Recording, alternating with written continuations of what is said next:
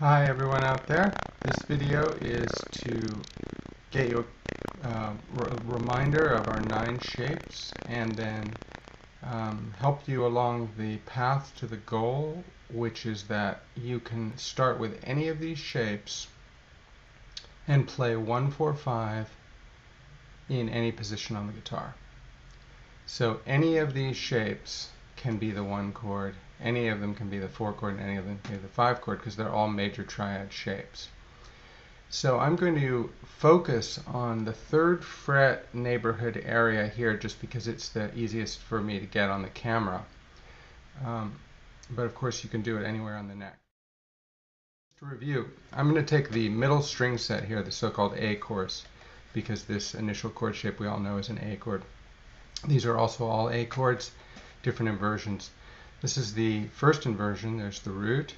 Here's our, this is the root position. Here's the root. Here's the first inversion, and the first inversion, the root is on top. And here's the second inversion, the root is in the middle.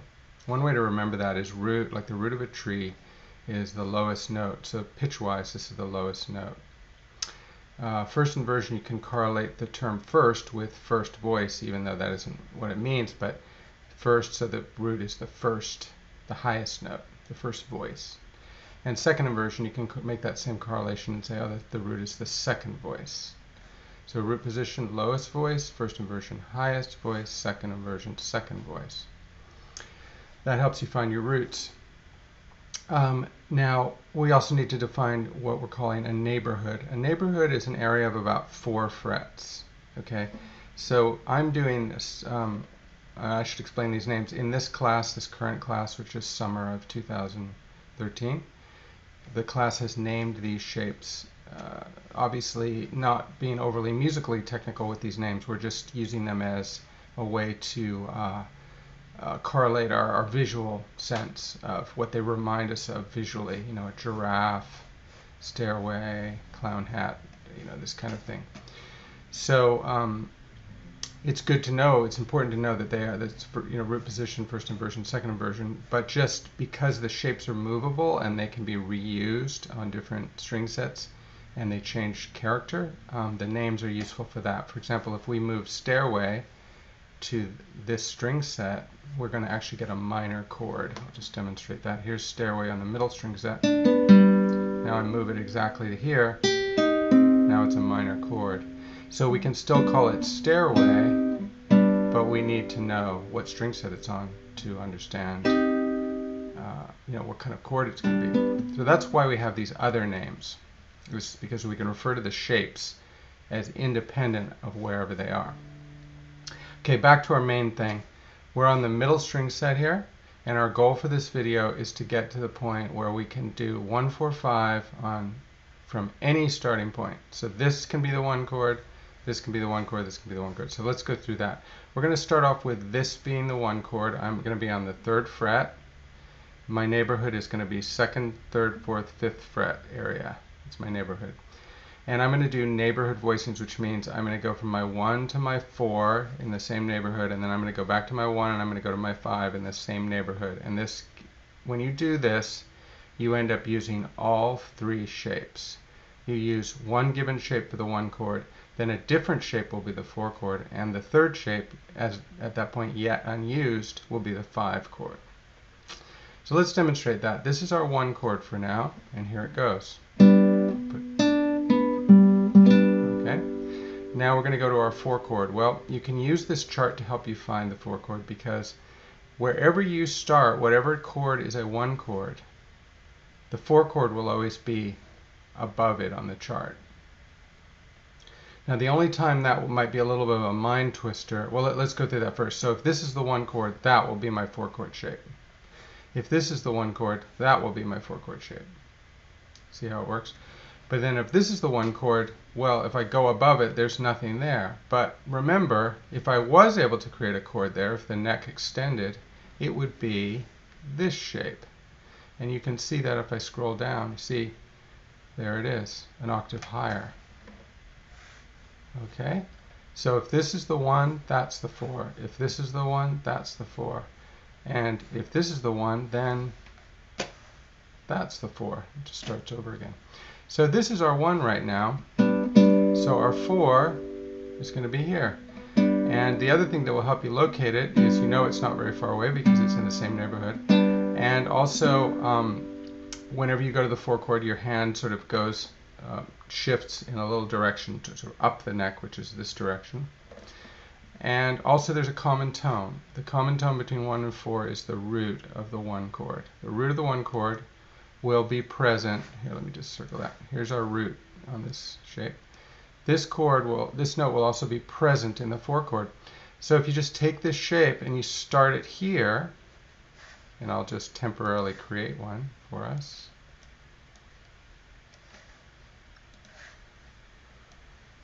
That's going to be your so-called neighborhood 4 chord. There it is.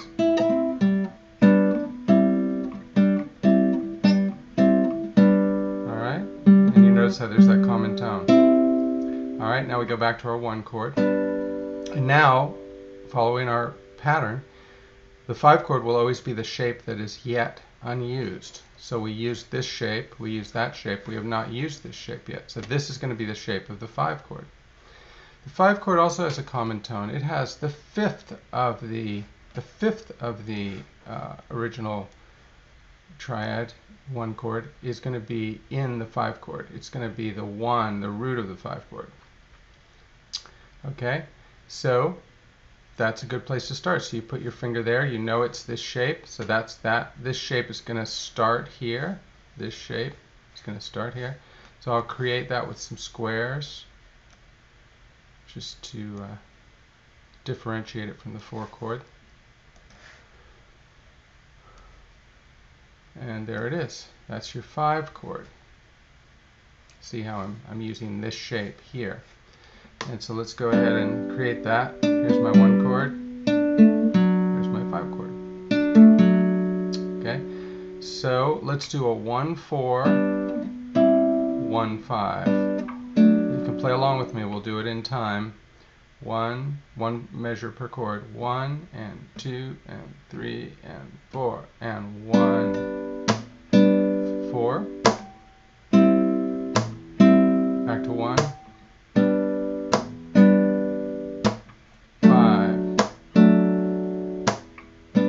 Now you can also do this other little thing to help reinforce this pattern, which is that the common tone between 1 and 4 is the root of the 1, and it's also the fifth of the 4 chord. And the common tone between the 1 chord and the 5 chord is the fifth of the 1 chord and the root of the 5 chord. So you can say this little song by singing these pitches. You'll be singing this pitch constantly from 1 to 4, and that pitch constantly from 1 to 5. So it'll be like this. The 1 of the 1 is the 5 of the 4. And then you go up to the fifth. The 5 of the 1 is the 1 of the 5. Let's do it one more time. The 1 of the 1 is the 5 of the 4. The 5 of the 1 is the 1 of the 5. It's kind of like a Zen thing. Kind of little hard to get a hold of it first, but if you sing it a few times, sort of like a mantra almost, you're going to that'll get into your brain, and now you'll have that really established for yourself. Okay, now let's, like with anything, we need to move it somewhere else to make sure we've got it consolidated. That's your 1, 4, 5, again, neighborhood. Now I was on the chart, I showed it on the 5th fret. I was just playing it on the 3rd fret, but you understand it's totally movable. I'm just doing the 3rd fret because of the camera angle. So I'm going to do another one now, and I'm going to do this chord as the 1 chord. Okay, so I'm going to move that into this general neighborhood right there. The chord that was previously my 5 chord, I'm going to make it be the 1 chord now. Okay, so this is our new 1 chord. So based on what I just said, can you tell me what shape would be the 4 chord? And hopefully you remembered that it's the shape in this direction, so it will be this stairway shape. And do you remember where the root is on this chord? And hopefully you do remember that that is the root. So that's going to be your common tone. You know it's this shape, you know that's the common tone. So you're going to build a, let's put our little name off to the side here. You're going to build this shape with this common tone. So there you go. And there it is. There's going to be your 4 chord.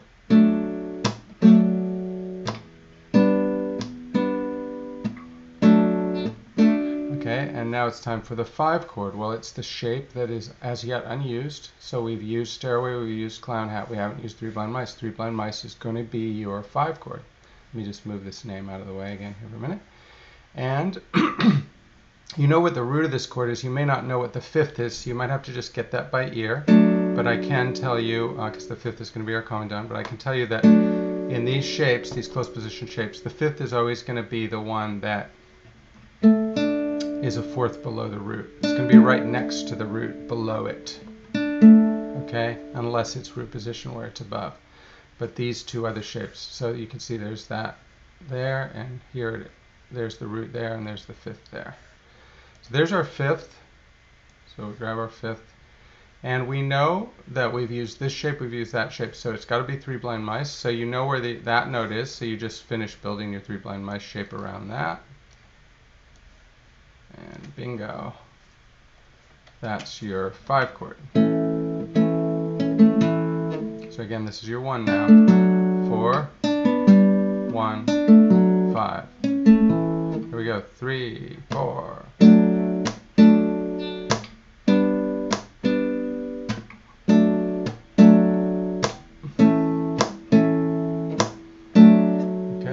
You've just done, now that's the 1 chord, so you've just done 2 out of 3. Now you have to, now once you pause the video and you figure out if this was the 1 chord. We've done this as the 1 chord, we've done this as the 1 chord. Now I want you to figure out what it would be if this was the 1 chord. But I'd like you to do it on a higher fret. I'd like you to do it on the 5th fret. Okay, I'd like you to take Three Blind Mice and put it on the 5th fret, and then figure out what the 1 and 4 is, pause the video, and then when you figured it out, turn the video back on and I'll give you the answer. Okay, we're back. Here's the answer. So Three Blind Mice is the 1 chord. We did it on the 5th fret. Hopefully you can see that okay. And so using our pattern, we know the 4 chord is above it on the chart, but there's nothing there, so you have to come around back down to here, and you can see you could use this octave thing as a reference. So Clown Hat is going to be the 4, and you know that the root is here, second inversion. So you build Clown Hat around that note. So here we go.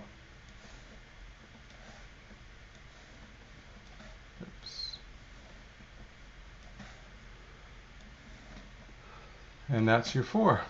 Back to 1. And then the final shape that we haven't used yet, which is Stairway in this case, is going to be your 5. And you know from what we said earlier that this is the 5th of the chord, and that's your common tone. And so you're going to build your other shape around that.